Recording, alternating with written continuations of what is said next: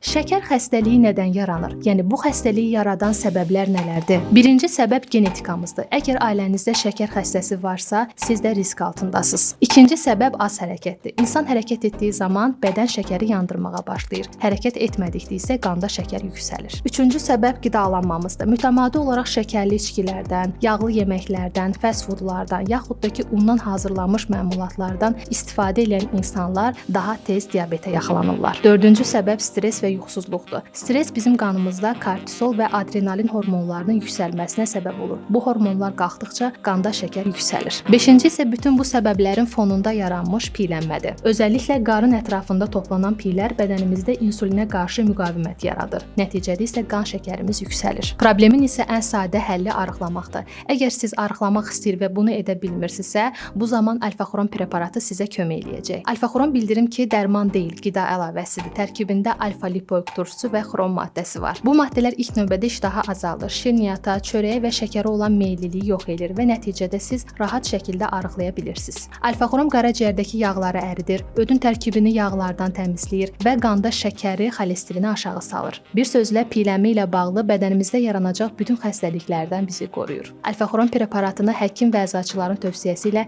bütün apteklərdən əldə edə bilərsiniz.